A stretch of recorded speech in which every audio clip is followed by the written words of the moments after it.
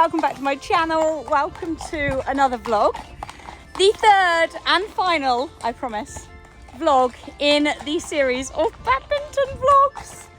Now, I obviously had so, triple word Tina, might have been 4 actually, much footage from you guys, my fabulous followers, that it probably would have been overkill to also include the Equireel video of our cross country round in the jumping day vlog. So I decided, and I know lots of you enjoyed it when I did it last year at Bicton, to incorporate a little bit of the course walk and the analysis of how I feel I rode it.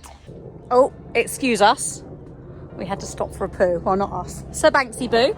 Yeah, welcome aboard, Sir Banksy Boo, by the way, too, guys. But yeah, I decided to incorporate a little bit of the course walk footage coinciding with each fence that we jump. Obviously, I'll show you my Equireel full round first, because it is one of my, well, the most favourite round I have ever ridden and ever got footage of in my life. Avoiding trees. And yeah, then I'm just not ready for this badminton bubble to end, guys. I think at the time when I was up there, I was very much feeling very overwhelmed, and obviously I did all the footage of the vlogs up there and haven't really had time to let it all absorb in. And yeah, we're 2 weeks later now. It is Wednesday, so 2 weeks ago today we did our cross country. My boy was absolutely insane, like couldn't have gone, I'm not going to touch on it, couldn't have gone any better.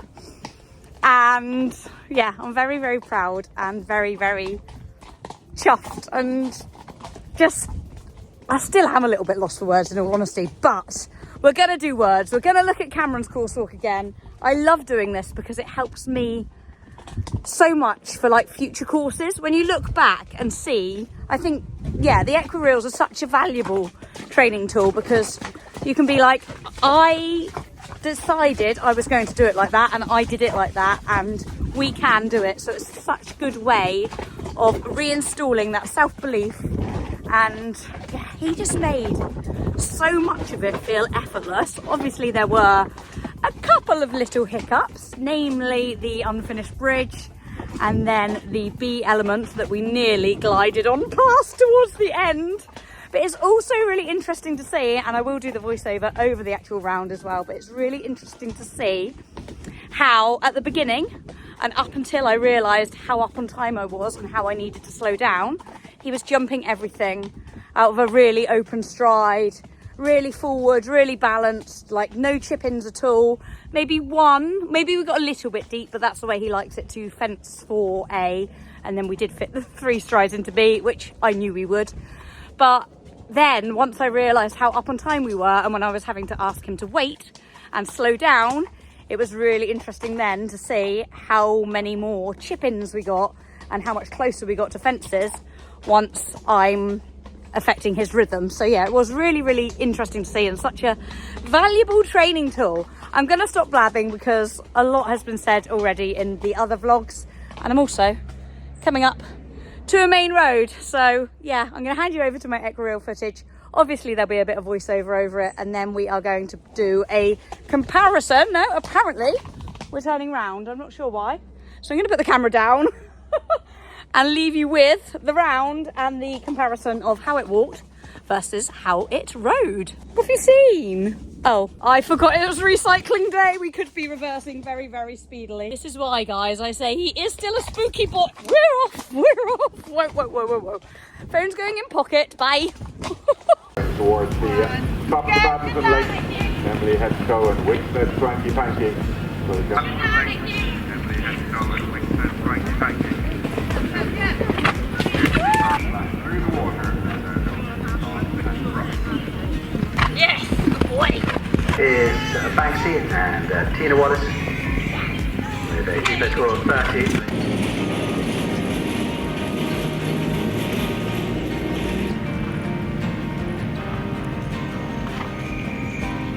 You are clever. One. Get it.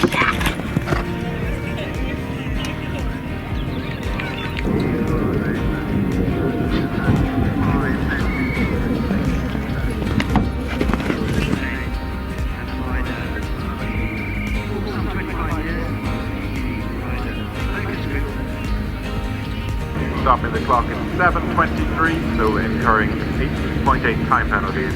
Provisional completion score. Good lad! And they've also jumped the Chicana at 90, so they head towards home. 3 numbered fences, 4 jumping efforts. Voltaire design leg, fence, and Ike stays here with that brush. They make the turn back, leaving behind that.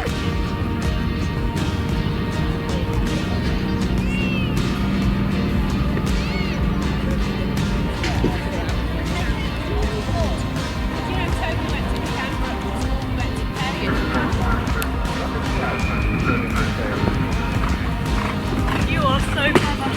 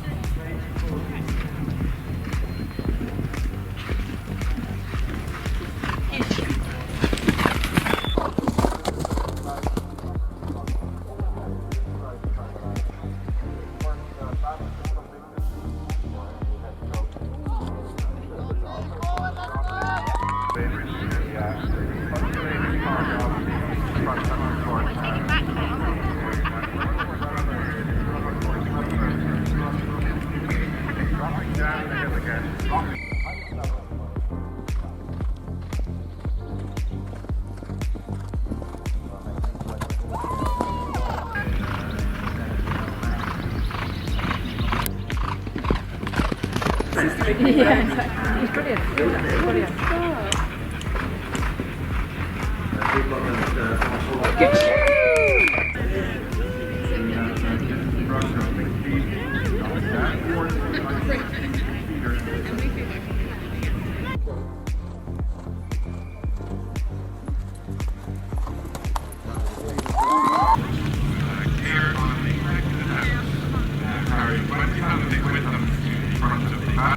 Guys, me again.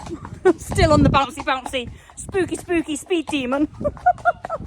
But yeah, I just want to say quickly, when you see this analysis and each fence individually, I'm intrigued. You guys did this at Bicton for me, and I'd love for you to do it again. If you would comment below with which jump or which combination you think we rode the best following Cameron's instruction. So obviously you'll have seen how he told me to ride it, and then tell me which. I'm so bouncy today, thanks. He wants to go venting again, guys. Aren't you very jolly? Oh, he's just having a little look at something in here. Okay, but yeah, sorry, sidetracked, shock, typical Tina. Let me know which jump you think we bossed the best according to Cameron's instruction. I'm going to go with, actually no, I'll tell you at the very end, because otherwise you might say the same as me. You might just agree with me, guys. You come out of the start box, if you kept going straight, you go into that tree stump in the middle. Yeah, okay, so get straight early. It's exactly that. It's important about coming out the start box, get onto the line early enough, so 3 strides in front of the log, you're not having to pull them right or pull them left. Take a point on the jump and you stick to it. You learn early on, I want to jump this little bit of funny coloured wood, and if my horse jumps right or left, then I know my horse is drifting today, okay? Yeah. So some people who like to keep their eyes up will pick something in the distance to really hold a line to. Some people might pick something on the fence. Either works for you. I want his left hoof going over that little bit of funny colour wood. Perfect, spot on. I'm pleased to say that fence 1 rode exactly how we intended it to. Bang on that spot.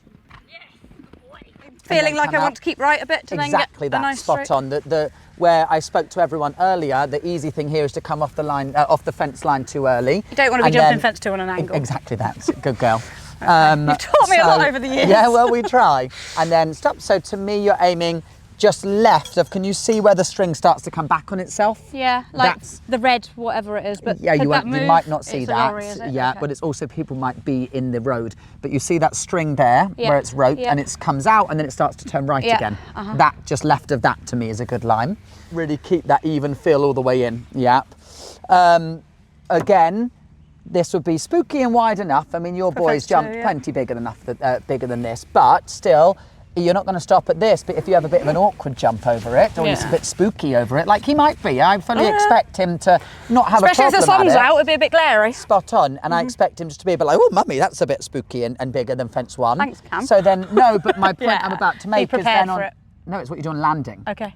Landing. Oi, come on. Yeah. You didn't need to spook You at that, didn't need mister. to. I actually agreed with Cam and was conscious that he might back off. It's being so white. So it was a huge confidence boost when he absolutely flew it. And it gave me a massive boost for the course ahead. Same with fence 3. He didn't bat an eyelid. We stayed straight and he popped it beautifully. And then it was great fun to gallop down here through the avenue ahead of the first technical question on the course for A and B, which I knew we would get 3 strides in. First of all, what is more the question, A or B? Actually, A. A, definitely A. So do I want to Okay. hit A more parallel? So you don't want to do this completely straight on because then you make a mess of B. Sharp turn, yeah. So I've got in my eye line the red flag of B. Okay. So I'm jumping it And then and then opening it and just doing a little curve back. Yeah. So rather than doing middle to middle here, stand here a sec just to look at that line again. Yeah. And then go back to find the red flag in the middle. Yeah, that's nicer for Does him, that isn't make it? sense? Yeah. So it just softens the angle of fence A. So I'd be looking red flag, land, open the door back to B. And because it's a soft profile, yes, it walks on a nice 2, but you could get 3, there's no back rail to it. Yeah. Yeah, he could get a little under B, keep your body tall, and 3 would be fine. Depending on how you jump A. Yeah, totally. But to me, it's all about getting in at A, decreasing the risk of the angle without totally taking him off the line of B. Yeah. Because we know full well he's not going to take a flyer on an angle, is Exactly that. Exactly that. He's going to get deep to it. As you come through the trees, obviously you might be spooking a little bit, but when you come out, this is all a little bit downhill. Let him run. Okay, don't think, Banksy, listen, because you've got this bit of uphill That'll here kill again, it which will again. slow him down Yeah. enough. What you don't want to be doing is wrestling him slightly down the undulation. Yeah. And then go up and go, oh God, I have to go again now. Yeah, okay. Let him just slip the reins, come to, and let him sort of run with you a little bit, because then the uphill will slow him down. You know, if you're wrestling him down there, you're going to have no, Using mental, my energy exactly and, that, mental and physical energy. Yeah. I feel like he's watched that video. Yeah. Oh, the lovely thing you just said off of camera, Tina, you went, that's lovely. And that's gorgeous. So we're at Launceston Yes. or Pontuspool. Totally. We're used to You them made down me in the jump Rush one bigger than country. that at Pontuspool We last did, year. And then it was to the water. Yeah. So again, to me, if we were correlating what we've already jumped, it's a little bit like fence 2. So if he was a little spooky at that, make sure, or if you've had a bad jump at the brushes, yes, just make sure you, after the brushes, wake him up again, okay? So you don't take it to this, which yes, it's a lovely fence, but you don't want to have a bad jump over the brushes and then a bit of a proppy jump here, and then you've got a big question coming up after this. Yeah. So this needs to be a real confidence giver. Okay. So don't... Needs to feel effortless. Exactly that. Again, coming slightly up a hill is lovely, so just be brave to keep coming in the canter and pick a spot and jump it. You don't need to kill the canter to get there. We didn't kill the canter and it jumped beautifully. And this is if I'm taking the direct route, but I've got options. Yeah. Initially, I thought I wouldn't be taking the direct route. I thought I'm speedy enough to go and do Yeah. that, which would mean going straight across the table B and then curve round. Yeah. But looking at it here, I think we'll be absolutely fine to take the direct route. Yeah. It's just like a corner, isn't it? Totally agree with you, but I think there's a way we can make it even easier. Okay. There had been quite a few problems out on course at this fence. So before I left the start box, Alex advised me to go long, which I was actually quite relieved about, especially as we were always so up on time. 0.8 time penalties. Original completion Yeah, so as we for- just come past this gap, Cross, yeah. you want to be doing what if it was a rail ditch rail? Getting bouncy. It is spot on, being in your really still coming, but Boing, short boing. bouncy canter. Knowing there's something on landing, do horses typically jump on a bold stride or chip in? Chip in. Chip in, exactly. So it doesn't mean you back off, but your body and your hands low say he's probably going to add one, and that's fine, okay? Yeah. So you've got to do a big whoa. I don't want to go swimming. You've got to do a big whoa so he doesn't end up jumping the other side of the strings. Nala's just going to show us how deep it is. Because if you don't do this, Yeah. they end up either jumping in or running in, you've got to do a big rebalance before you enter the water. Okay, you don't want to be letting him die on you. You've got to be working for the gear, Because it is a decent little mound. Totally, and you've got to think to stay out much wider than you want to. Jumping that dead in the centre. Yep, spot on. So it's thinking, how can I arrive here in a great balance? So I'm not galloping into it, but do it in a way that no one even knows I've balanced them. Does that make sense? Yeah. If he's going to be long or short, feel willing to slightly slip, because he's good when he's got that bit of freedom in the rein. Just think, give him a little bit more, he can use his body. And if you can't see a pattern to it, and I'm using the word pattern, not stride, if you can't see a pattern to it, just think, where's the middle? And ride to the middle.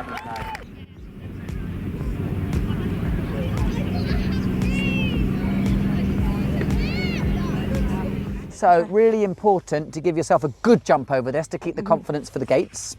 Because they are a bit leery? Yeah, totally. And obviously we'll discuss them when we get to them, but because of the trees, you don't want to go in with the sun, there could be a lot going on. So to me, you really need to square up to this, go wider than you think. What you don't want to do is wing round to this, jump across it, have a bit of a horrid jump, have to gather your balance, and then have a problem at the next fence. And in all honesty, guys, the next fence was one I was a little bit wary of, because I did think that Banks might find it a little bit glary and leery, especially if in the sunlight. But I needn't have worried. He absolutely bossed it, and I think it's potentially one I feel we jumped best on the course. Because you don't want to be coming at this slightly on the slice and then going, oh God, now he's A, not going to make a good job of it, and B, it's not going to help you for the next element. You are so clever. Ride the front rail like it's an oxen, not like a corner. You know, I think you're coming down the hill to it, but again, you don't need to overly influence his balance. He's a balanced horse enough. I think actually, as you're coming down, lengthen by 2 inches so you can come tall, and then you can just keep the canter coming. If you over fight him at it, he'll be like, what's the problem? Exactly. Yeah, whereas actually from here, it just looks like 3 rails. Yeah. I think if you start going back there, whoa, this is a hard fence, it will become a hard fence. Yeah, no, it does look definitely different to how I envisaged it. I thought it looked bigger, more of a drop, and I thought this was more of a steep hill coming down to it. Yeah.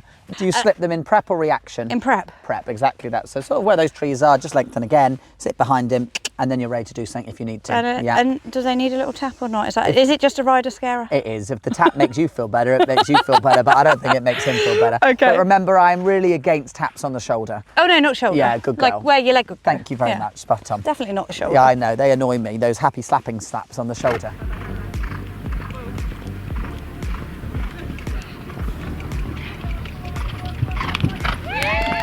It's only when you stand there, it looks a little bigger. No, I'm joking. If you think the horse probably going to land out here, really, if you're at full gallop. Absolutely gorgeous. Get over A before worrying about B. Okay. A is as much the challenge as B is, and you don't want to be turning too early anyway. So I wouldn't even be really overly thinking about B. I want to be in my short bouncy canter that I've had at my gates. Ping, ping. Yes. Yep. And thinking over A, okay? And yes, my peripheral vision might be on B, but if I start thinking about B, I'll run out to A.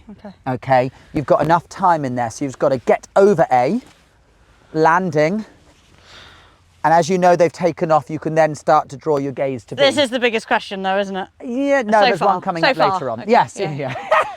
yeah.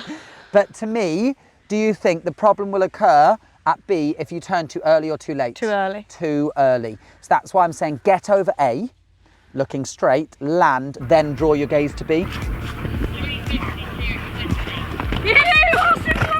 I think it's safe to say from the elation in my voice that this was the fence I was most worried about.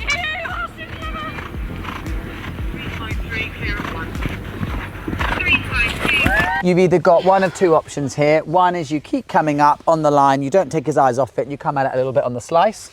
The other option is you come out just here and turn back in again, okay? I'm not taking any chances this far out. I'm hugging that banner and going straight. Okay, but the one risk with that is taking the energy away.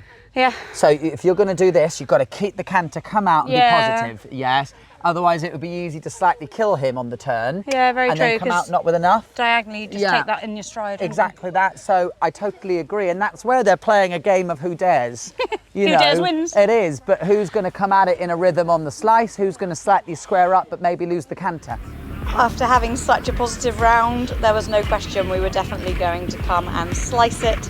because he felt incredible. It was after this fence that we had a little trot to kill a bit of time, which then did sadly affect our rhythm into this one, and where we had walked 4, we ended up popping 5 in because I've had the handbrake on slightly. This needs enough respect, okay? Oh, okay? It's a spooky enough jump, I feel. And when you get to it, it's got a little bit of width, and just go and stand the other side of it. Got a bit of a drop, is it? There is actually, yeah. Oh yeah, crikey. Yeah, quite considerably. Not for the 100, but there is for the 90. Walk your 2 Oh my landing. goodness, it is wider than I thought too. That's what I mean. So walk your 2 landing steps. Thanks, Nala. And look how much lower you are than I am right now. Okay, so again, you've got to think come in with slightly longer reins. Oh, So- but get them back. But you'll only be able to get him back if you had long reins to be tall. Yeah, true. Because if you're short reins doing that, well, you're never going to get him back because you're on top of him on landing. This is where I'm extremely grateful to have such an honest horse.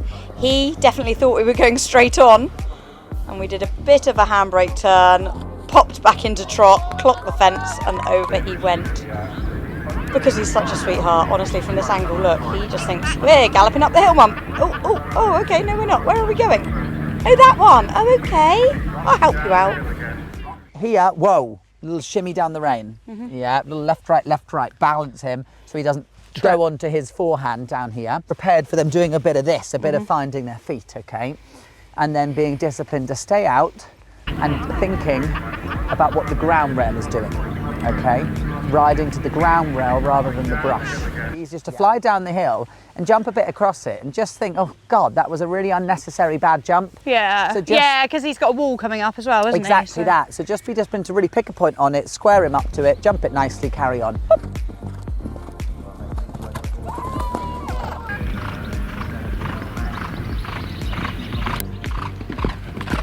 So you've almost got, Tina, 3 jumps here in the sense of this bit of undulation, which definitely needs respect because some might leap down it, some might go on the forehand down it. Your next jump is the road crossing, your next jump is the wall, okay? So your 2 hazards leading to your obstacle are very much almost like a treble that needs to be ridden, okay? Each with the required amount of balance. Because he might leap down this, he might whatever. I know they'll have wood chips or whatever there. So we are right in thinking to ride where we've naturally walked, which is to the Totally left that, slightly. totally that. And the most important thing here is you have him even, okay? This is not a fence for anybody to be saving time at. No. This is a fence to be jumped very nice and careful, to get over and then move on again, okay?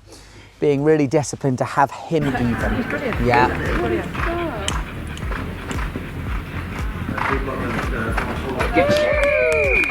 This is definitely where we could have saved our second if I'd have pushed for the 1 stride in that related distance there and not chipped in for the 2, but hey, I've beaten myself up enough about it. That's the last you're going to hear of it, guys. Even if you ended up in the middle there, Exactly you've still got that, room Tim. to get straight, haven't Exactly. And as we always say, respect the last. Yeah. Have them nice and straight. So especially if you're going left, you've got to come back in and get them straight. Don't come at it on an angle.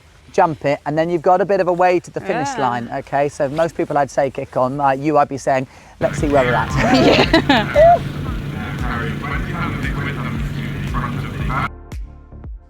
I'm not going to say too much more, guys, because it's been quite a talky, yappy vlog. I just couldn't not share that footage because it's so fabulous. And like I say, definitely my most favourite round I've ever ridden with Banksy to date. And I'm really, really proud of how we tackled and completed all 3 phases. It's been a long time coming to go and do something like that, feeling so confident and so ready. So I'm really proud of myself for putting in all the effort and all the training and dedication.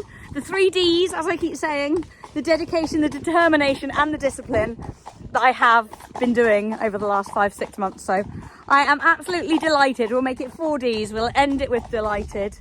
I'm feeling really motivated and inspired to get back there. But also I have some other goals in the pipeline that I want to do with Banks that I will share in an upcoming vlog, because I'm not exactly sure how or where I can execute them yet. It's nothing to do with eventing, so watch this space. I'm going to sign out. Thank you everybody for your support. It's been an incredible journey, a very fun one. It's had a lot of blood, sweat and tears, a lot of effort, a lot of time, but it's been oh so rewarding. I'm so grateful to all of you because you're such fabulous followers. I'm so grateful to all my friends and my family and my trainers. Like Alex and Cam helped me so much up there, and it really would not have been the same without them. And the same for Em and Meg. Oh God, I don't want to say names because you end up missing people out, but Em, Meg, Han and Susie, like they were just incredible, so supportive. Banksy was always in the forefront of their minds, and they always made sure that they treated him like I would treat him, so he always had the best. He's got so much love. Oh, just on that note, can have a snack, Mum. So much love and support. On that note, I will jump off because we are, don't dismount like this at home, guys. We are pretty much home. Thank you, my boy, for being so incredible. You really are one in a billion, aren't you? Says yes, right as a helicopter goes over. He very much enjoyed it. I very much enjoyed it. And I'm just really proud to finally be able to embrace his enthusiasm and exuberance whilst he's in his prime, as I keep saying. But over and out, guys, I'm going to love you and leave you. Thank you for your support as always. Thank you for watching the videos, which enables us to carry on doing this and sharing our journey with you. See you very soon, where, yeah, we might well unveil some other exciting plans that I've got in here, but aren't yet to be on here. Over and out. Say bye, Banks. Bring on Badminton 2025.